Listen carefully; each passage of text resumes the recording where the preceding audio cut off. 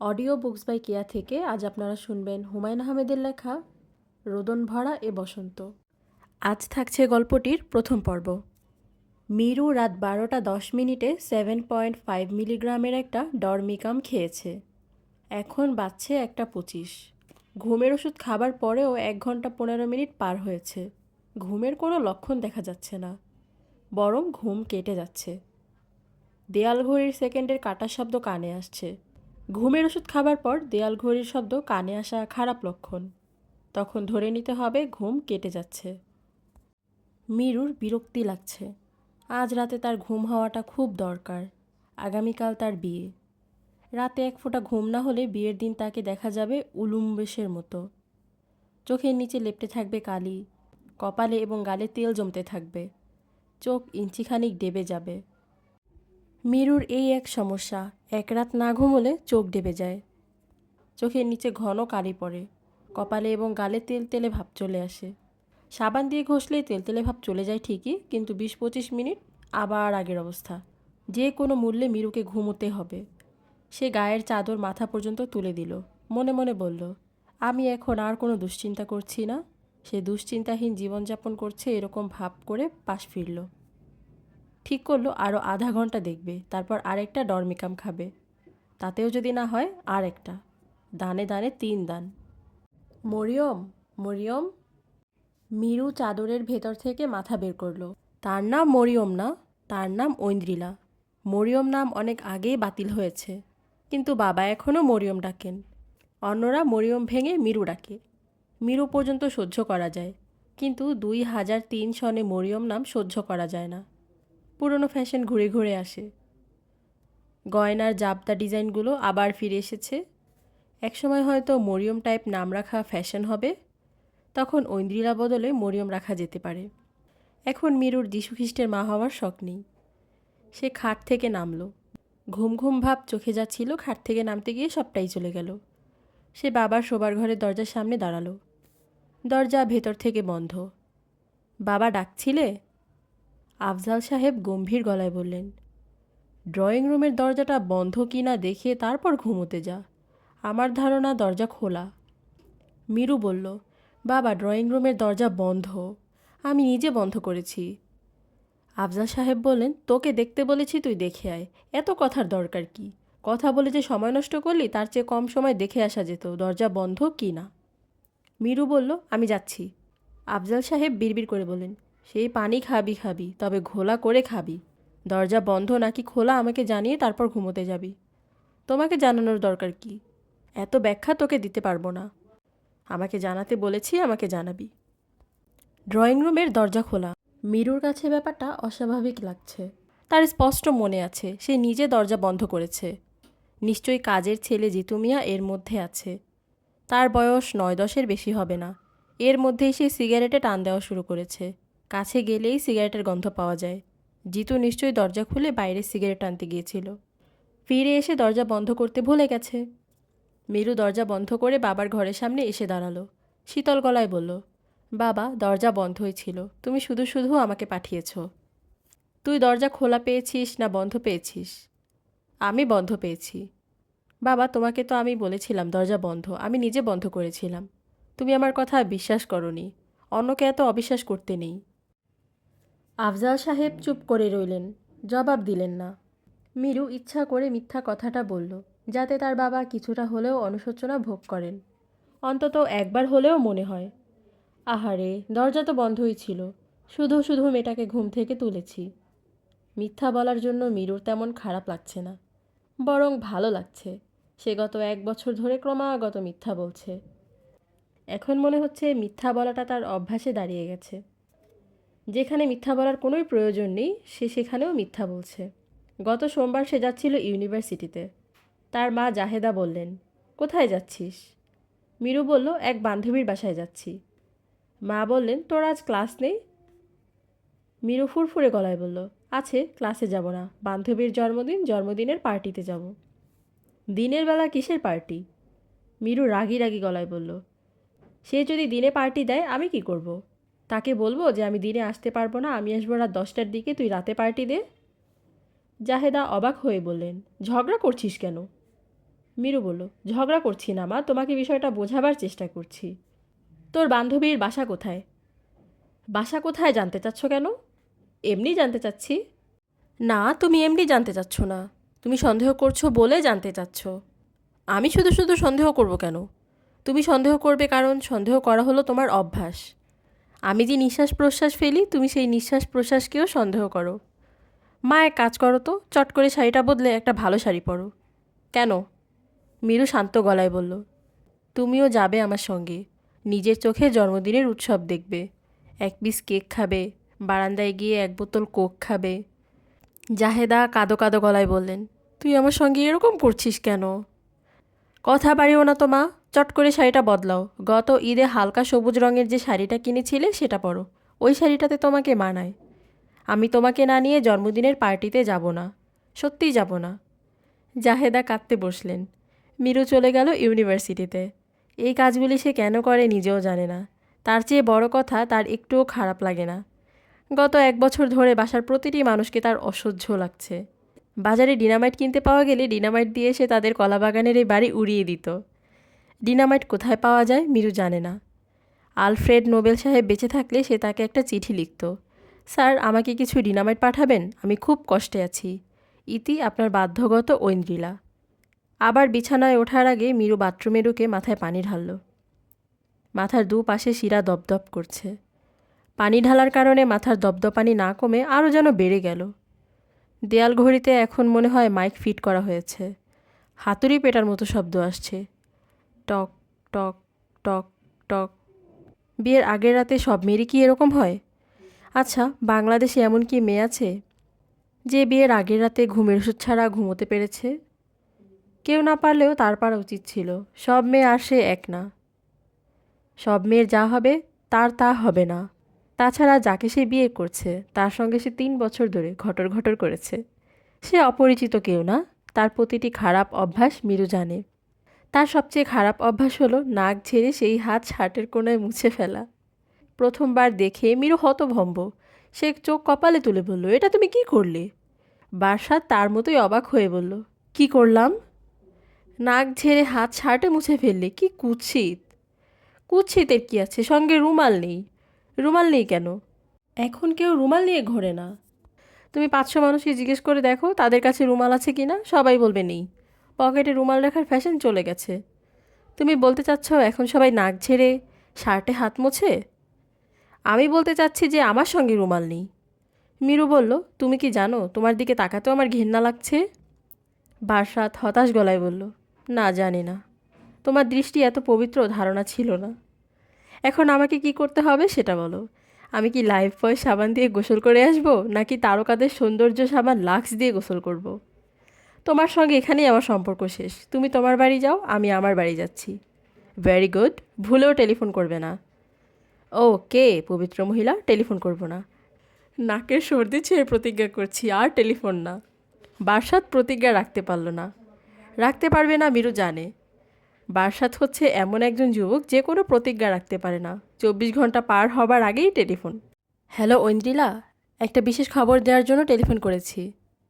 মিরু গম্ভীর গলায় বলল, বিশেষ খবরটা কি? বার্ষাত মিরুর চেয়েও গম্ভীর গলায় বলল, যে হাত দিয়ে আমি নাক ঝেড়েছি ওই হাত কবজি পর্যন্ত কেটে বাদ দিয়েছি। হাত তার শাস্তি পেয়েছে। আশা করি এখন তুমি আমার সঙ্গে কথা বলবে। হাত কবজি পর্যন্ত কেটে বাদ দিয়েছ? হ্যাঁ, ভ্যান গগ টাইপ। উনি কেটেছিলেন নাক, আমি কেটেছি হাত। এখন কি আমার সঙ্গে কথা বলা যায়? হ্যাঁ যায়।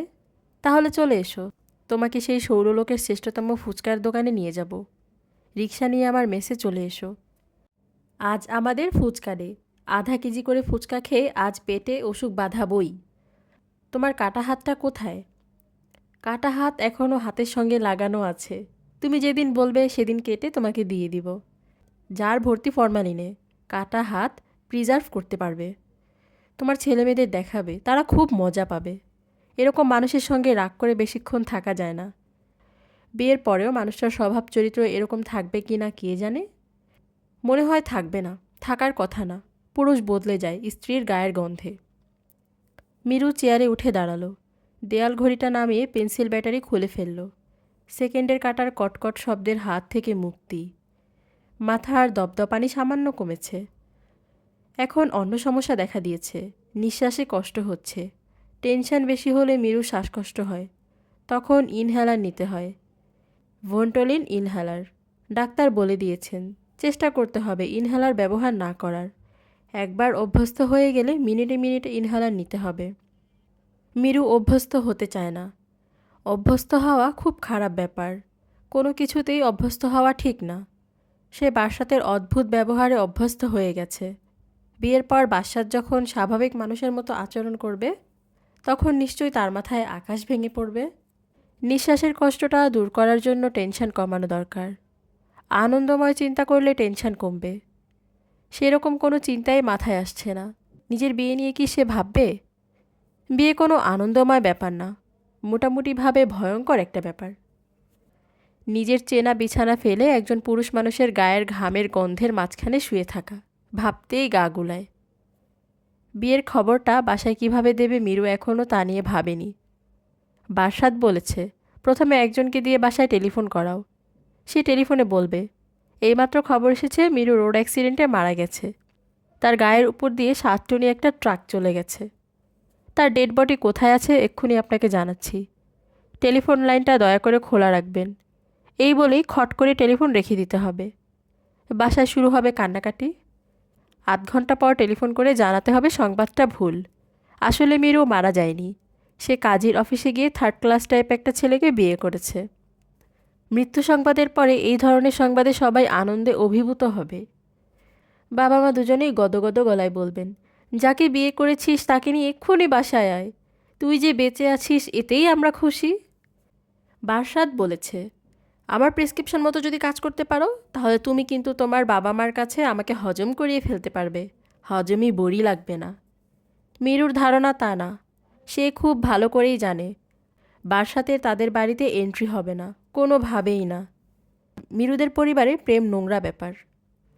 টেলিভিশনে এসব নোংরা ব্যাপার দেখানো হয় বলে আফজাল সাহেব টেলিভিশন দেখেন না। মাঝে মধ্যে টিভির খবর দেখেন এবং কিছুক্ষণ পর ভুরু কুঁচকে বলেন সব মিথ্যা কথা। মিরুর মা জাহেদা আদর্শ মধ্যবিত্ত মা। স্বামী যা করে তাকেও তাই করতে হবে। তিনিও শুধু খবর দেখেন এবং স্বামীর মতো ভ্রু কুঁচকে বলেন এত মিথ্যা কথা কিভাবে বলে, মুখে আটকায় না, আশ্চর্য। মিরুর বড় বোন রুনি পছন্দ করে একটি ছেলেকে বিয়ে করেছিল বলে তার এই বাড়িতে ঢোকার অনুমতি নেই। তার বিয়েটা ভালো হয়নি। 6 মাসের মধ্যে ঝামেলা লেগে গেল, 9 মাসের মধ্যে ডিভোর্স। রুনি কাঁদতে কাঁদতে সুটকেস হাতে বাড়িতে উঠে এসেছিল। আফজাল সাহেব সুটকেস হাতেই তাকে বিদায় করে দেন। সে এখন আছে তার বড় খালার সঙ্গে। মিরুর 2 ফুফু হজ করে এসেছেন, তারা বোরকা পরেন। সেই বোরকাও কঠিন বোরকা। 2 ফুপুর একজন, ছোট ফুপু সুলতানা বেগম, তাবিজ বিশেষজ্ঞ। তিনি মাঝে মধ্যে তাবিজ নিয়ে আসেন, সুতা পড়া আনেন। তার কাছ থেকে তাবিজ পড়া সুতা পড়া অত্যন্ত ভক্তি সহকারে গ্রহণ করতে হয়। ফুফুর দেওয়া একটা তাবিজ এখনও মিরুর গলায় ঝুলছে। এই তাবিজের বিশেষত্ব হচ্ছে এই তাবিজ পড়া থাকলে রাতে দুঃস্বপ্ন দেখে না। মিরুর দুঃস্বপ্ন দেখার রোগ আছে, এর মধ্যে একটা দুঃস্বপ্ন ভয়াবহ। এই দুঃস্বপ্নে মিরু ইউনিভার্সিটির ক্লাসে বসে থাকে। হঠাৎ সে লক্ষ্য করে তার গায়ে কোনো কাপড় নেই, সে সম্পূর্ণ নগ্ন। তখন টিচার তার দিকে তাকিয়ে বলেন ঐন্দ্রিলা বোর্ডে এসো, জিনিসটা বুঝিয়ে দাও। মিরু বোর্ডে যায়। ছাত্রছাত্রীরা সবাই তার দিকে তাকিয়ে ফিকফিক করে হাসতে থাকে। স্যারও হাসতে থাকেন। ছোট ফুফুর তাবিজ গলায় পড়ার পর এই ভয়ঙ্কর স্বপ্নটা মিরু দেখছে না। এটা তাবিজের গুণ নাকি দুঃস্বপ্ন দেখার রোগ মিরু সেরে গেছে কে জানে। মিরু ঠিক করে রেখেছে বিয়ের পর যেদিন থেকে সে বাসাতের সঙ্গে ঘুমোতে যাবে সেদিনই সে তাবিজ ছিঁড়ে কুয়োয় ফেলে দিবে। তাবিজ যেখানে সেখানে ফেলা যায় না, স্রোতহীন পানিতে ফেলতে হয়। মিরু খুব ভালো করে জানে তাদের কঠিন পরিবারের কাছে বাসাতকে হজম করানো কোনো ক্রমেই সম্ভব না। কাজীর অফিসে গিয়ে বিয়ের কারণ এই একটাই। বাংলাদেশের কোনো মেয়ে কাজীর অফিসে বিয়ে করতে চায় না। সব মেয়ে বিয়ের দিনে বউ সাজতে চায়, বিয়ের আগের দিন গায়ে হলুদ মাখতে চায়। কাজী সাহেবের সামনে বউ সেজে কে উপস্থিত হবে? তবে আগামীকাল মিরু সুন্দর করেই সাজবে। একটা জর্জেট শাড়ি ঠিক করা আছে। সাদা জমিনে হালকা সবুজ কাজ, সবুজের ফাঁকে ফাঁকে হঠাৎ হঠাৎ লাল ছোপ। লাল হলো সবুজের কন্টেম্পোরারি কালার। একটা রং আরেকটাকে উজ্জ্বল করবে। মিরুর ধারণা শাড়িটাতে তাকে খুব মানাবে। সাজগোজ নিয়ে বাসাতের অবশ্য কোনো মাথা ব্যথা নেই। আজ পর্যন্ত সে মিরুকে বলেনি, বাহ এই শাড়িটাতে তো তোমাকে সুন্দর মানিয়েছে, কিংবা বাহ আজ তো তোমাকে অদ্ভুত লাগছে, কপালের টিপটা নিজ হাতে এঁকে দিয়েছ, সুন্দর তো। মাঝে মাঝে মিরুর মনে হয় সুন্দর অসুন্দরের কোনো বোধই বাসাতের নেই, অথচ বাসাত নিজে সুন্দর সুন্দর শার্ট প্যান্ট পরে। সব সময় তার চুল আঁচড়ানো থাকে, পকেটে চিরুনি থাকে, মুখ ভর্তি খোঁচা খোঁচা দাড়ি। এরকম তাকে মিরু কখনো দেখেনি, সব সময় ক্লিন শেভ। বাসাতের সঙ্গে বাবা মা এবং ফুফুদের একটা ইন্টারভিউর ব্যবস্থা করলে কেমন হয়? চাকরির ইন্টারভিউর মতো ইন্টারভিউ। বাবা ইন্টারভিউ বোর্ডের চেয়ারম্যান, দুই ফুপু মেম্বার, মা সেক্রেটারি। মার হাতে কোনো ক্ষমতা নেই, তিনি শুধু কথাবার্তা নোট করবেন, প্রশ্ন করবেন বাবা এবং ফুপুরা। মার কাজ হবে বাবার দিকে তাকিয়ে থাকা, বাবা হাসলে তিনি হাসবেন, বাবার মুখ গম্ভীর হলে তিনি মুখ গম্ভীর করবেন, বাবা রাগ করলে তিনি রাগ করবেন। His masters voice. মিরু কল্পনায় ইন্টারভিউ বোর্ডটা দেখতে পাচ্ছে এবং মনে মনে আশা করছে এই ইন্টারভিউ বোর্ড দেখতে দেখতে তার ঘুম পেয়ে যাবে এবং খুব ভালো ঘুম হবে। ঘুম ভাঙবে সকাল 10টার দিকে, তখন তাড়াহুড়ো করে সে তৈরি হবে। কাজী অফিসে উপস্থিত হতে হবে সকাল 11টায়। হাতে একেবারেই সময় থাকবে না, তাকে গোসল করতে হবে।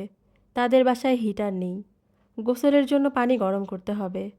আচ্ছা কাল কি হবে তা কাল দেখা যাবে, এখন বরং ইন্টারভিউ বোর্ডে কি হচ্ছে তা দেখা যাক। তোমার নাম? স্যার আমার নাম বারসাত আলী। বারসাত আবার কেমন নাম? আমার নানাজান রেখেছিলেন। নামের অর্থ বৃষ্টি। আমি হচ্ছি বৃষ্টি আলী। পড়াশোনা কি? এমএ পাশ করেছি, সেকেন্ড ক্লাস 4th হয়েছিলাম। বিষয়? ফিলোসফি। এখন করছো কি? চাকরি বাকরি তেমন কিছু জোগাড় করতে পারিনি, অল্প কিছুদিন একটা ইন্স্যুরেন্স কোম্পানিতে কাজ করেছি। আমার এক বন্ধুর মামার ট্রাভেল এজেন্সি আছে, সেখানে কিছুদিন বসেছিলাম। এখন কিছু করছি না, রেস্টে আছি।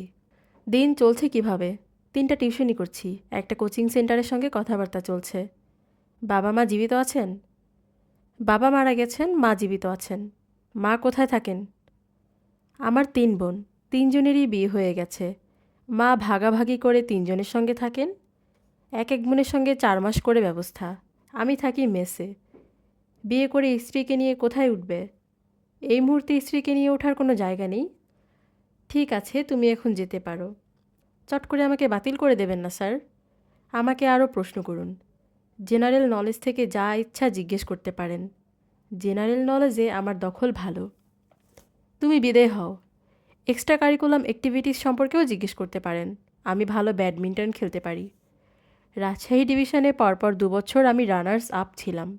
দাবাও ভালো খেলতে পারি। গ্র্যান্ড মাস্টার নিয়াজ মোর্শেদের সঙ্গে 3বার দাবা খেলেছি, 2বার ড্র হয়েছে, একবার অবশ্য উনি জিতেছেন। ভালো যন্ত্রণা তো, তোমাকে যেতে বলেছি, তুমি যাচ্ছ না কেন? ব্যাডমিন্টন খেলা ছাড়াও আমি খুব ভালো পোর্ট্রেট আঁকতে পারি। আমাকে দয়া করে 1 শীট ফুল স্কেপ কাগজ আর একটা পেন্সিল দিন। 10 মিনিটের মধ্যে আমি আপনার ছবি এঁকে দেব। আমার পোর্ট্রেট করার ক্ষমতা দেখেই আপনার মেয়ে আমার প্রেমে পড়েছিল। কি বললে? প্রেমে পড়েছ? এমন একটা অশ্লীল কথা তুমি আমার মেয়ের সম্পর্কে বললে কোন সাহসে? জানো তোমাকে আমি পুলিশে দিতে পারি। প্রেমের কারণে আপনি আমাকে পুলিশে দেবেন? প্রেমের কারণে যদি আমাকে পুলিশে দেন তাহলে ভ্যালেন্টাইন্স দিবসে আপনার কুশপুত্তলিকা দাহ করা হবে। চুপ, অশ্লীল কথা মুখে আনবে না। অশ্লীল কথা কোনটা? আবার কথা বলে, বের হও বললাম।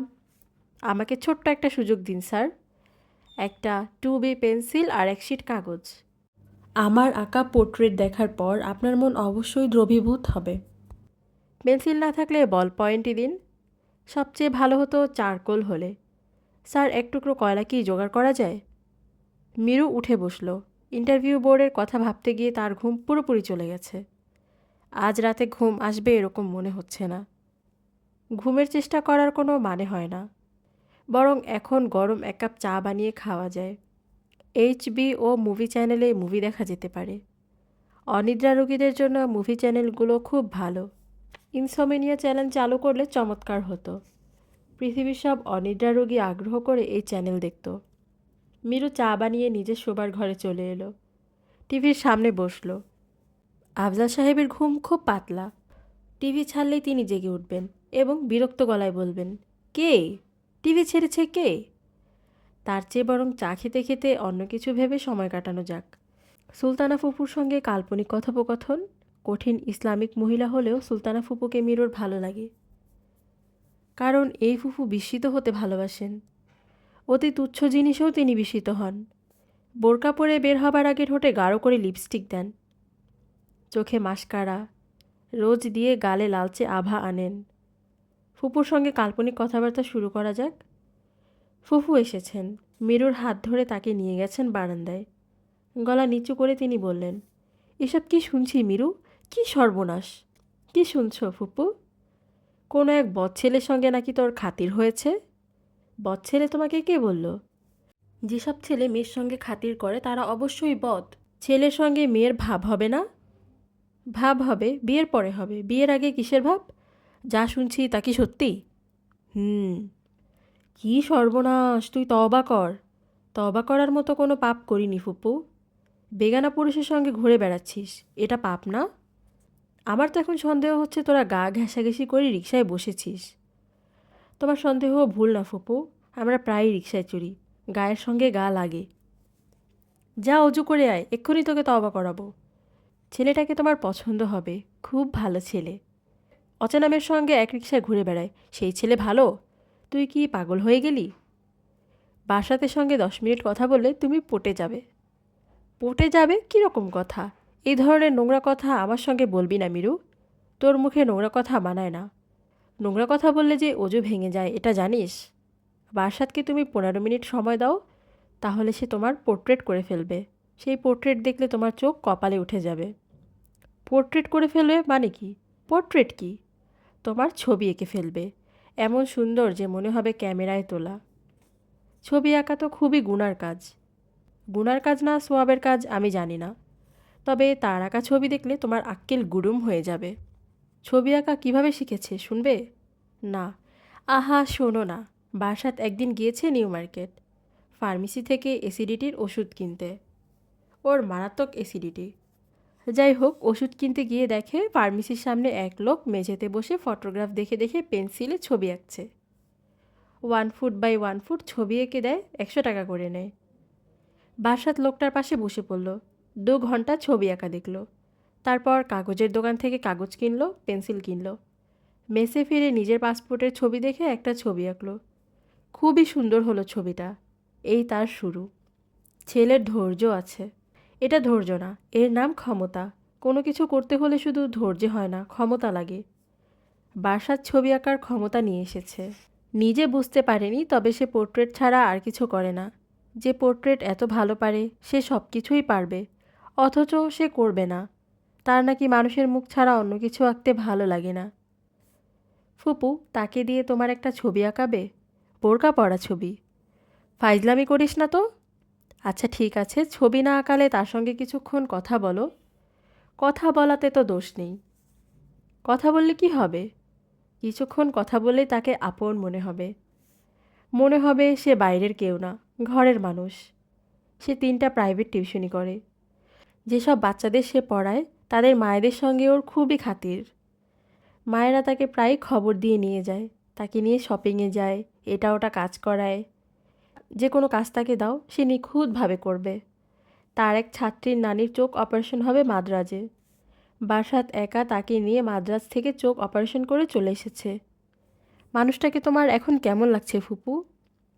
নায়িকাজ খইভাজ টাইপ লাগছে। এক ধরনের মানুষই আছে যাদের নিজের কোনো কাজ থাকে না, তারা কাজের জন্য অন্যের ওপর লেপ্টে থাকে। ঠিক বলেছ ফুপু, বিয়ের পর আমি ওর এই অভ্যাস ঠিক করাবো। বিয়ে মানে? বিয়ের কথা আসছে কেন? তুই কি ওই গাধাটাকে বিয়ের কথা ভাবছিস? হুঁ। হু মানে? হু মানে ইয়েস। আমি ওই লোকটাকে কাজীর অফিসে বিয়ে করব। আমি তোর বিয়ে ঠিক করে রেখেছি। ছেলের নাম জাহাঙ্গীর, হীরের টুকরোর ছেলে। তুই কাজী অফিসে কেন বিয়ে করবি?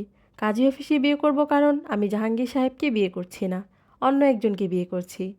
হীরা আমার পছন্দের পাথর না। আমার পছন্দের পাথর হলো রেল লাইনের পাথর। মিরু, তুই বুঝতে পারছিস না, এরকম কিছু করলে কিন্তু বাসায় গজব হয়ে যাবে। গজব যাতে না হয় তুমি সেই চেষ্টা চালাবে। তুমি কাজ করবে আমার হয়ে। তুমি হবে আমার স্পাই, ঘরের শত্রু বিভীষণ। আমি কেন তোর হয়ে কাজ করতে যাব? কারণ তুমি আমার অতি আদরের ফুপু। আমি তোমাকে পছন্দ করি, তুমিও আমাকে পছন্দ করো। ফুপু, দেখো তো বিয়ের দিন আমি এই শাড়িটা পরব, ঠিক আছে না? মোটেই ঠিক নেই। বিয়ের দিন সাদা শাড়ি কেউ পরে? সাদা হলো বিধবাদের রং। পশ্চিম দেশের সব মেয়েরা বিয়েতে সাদা পোশাক পরে। তাছাড়া শাড়িটা পুরোপুরি সাদাও না, মাঝে মধ্যে লাল সবুজের খেলা আছে। তুই তো পশ্চিমা মেয়ে না, তুই বাঙালি মেয়ে। বিয়ের দিন তুই পরবি টকটকে লাল রঙের শাড়ি। তুমি পাগল হয়েছ? লাল শাড়ি পরে আমি কাজের অফিসে যাব নাকি? এক কাজ কর, শাড়ির ওপর বোরকা পরে ফেল, তাহলে কেউ বুঝবে না। এই বুদ্ধি খারাপ না, ঘোমটার নিচে খ্যামটা নাচ। কাল্পনিক কথোপকথন আর ভালো লাগছে না, এখন সত্যি সত্যি কারোর সঙ্গে কথা বলতে ইচ্ছা করছে। রুনির সঙ্গে টেলিফোনে কথা বলা যায়। সে মনে হয় রাতে ঘুমায় না। মিরু যত রাতে টেলিফোন করুক, 2টা রিং বাজার আগেই রুনি টেলিফোন ধরে সহজ গলায় বলবে, হ্যালো। টেলিফোনটা থাকে বড় খালার ড্রয়িং রুমে। 2টো রিং হবার সঙ্গে সঙ্গে টেলিফোন ধরতে হলে ড্রয়িং রুমে বসে থাকতে হয়। মীরার ধারণা তার বোন রাত 11টার পর ড্রয়িং রুমেই চুপচাপ বসে থাকে। যার সঙ্গে ডিভোর্স হয়ে গেছে তার টেলিফোন কলের জন্য অপেক্ষা। সেই কল আর আসে না। মীরা টেলিফোন করলো। একবার রিং হবার পরই রুনি মিষ্টি গলায় বলল, হ্যালো।